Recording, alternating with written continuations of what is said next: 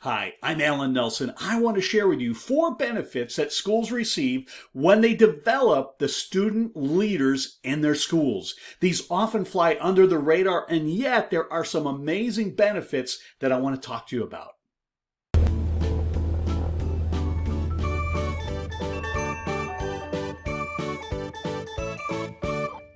One of my favorite leaders is Ronald Reagan. In fact, I have this plaque hanging in my office. His presidential library is just 7 minutes away.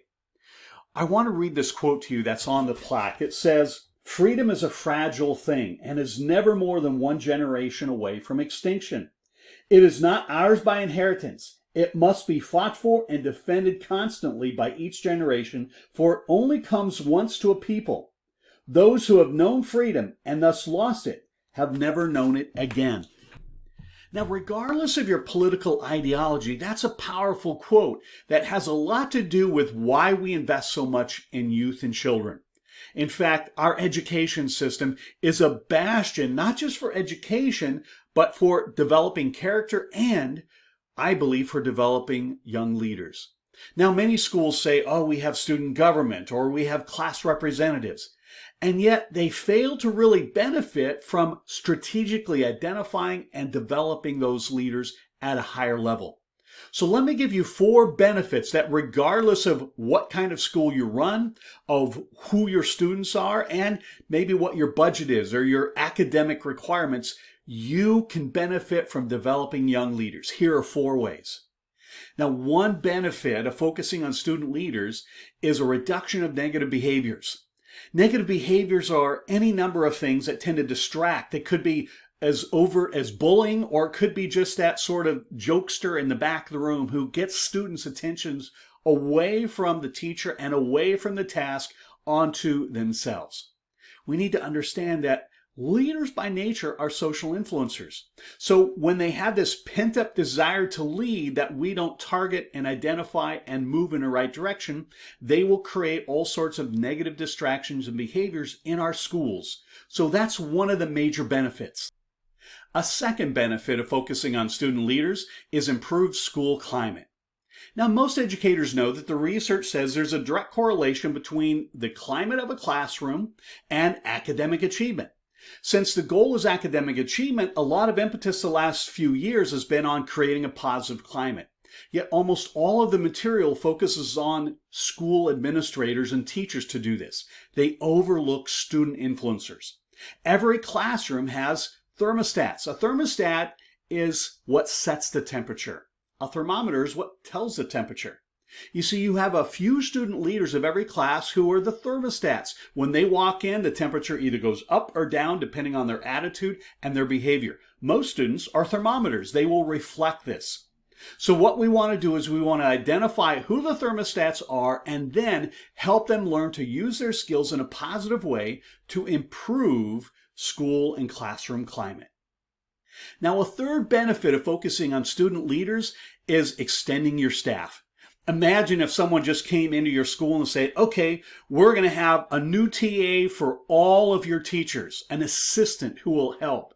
Now, some of them have TAs, and sometimes it's a parent volunteer. But what if we raised up a whole host of staff members who were actually peers? That's right, students. Not necessarily who were academically the sharpest, but they were the influencers. Meaning these students can extend a teacher's influence in a classroom. Let me give you an example of that. If you look at this influence constellation, it's probably designed for a typical classroom. You have about 28 students, and 2 students on average are going to be your main influencers. These are represented by the red triangles. You're probably going to have a couple medium influencers. These are represented by the green triangles. And you're also going to have 2 or 3 students who are what we refer to as loners. They don't seem to be influenced socially by the others. But you can tell by these lines of connectivity, these are called power vectors, meaning that there's connected and influence there, that if you identify who those influencers are, that you will then extend your influence as a teacher and certainly as an administrator. So it's a way of actually extending the staff by identifying and developing the student influencers. Now, let me give you a fourth benefit that you can get by focusing on student leadership development. That is improved clubs and public relations.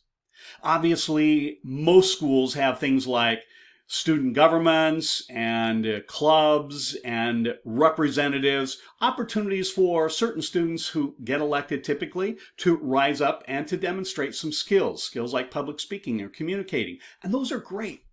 But you see, many of these are sort of haphazard, or in the typical school government, we found that about 50% of students actually aren't leaders, they are just popular kids. And so many times the influencers get overlooked.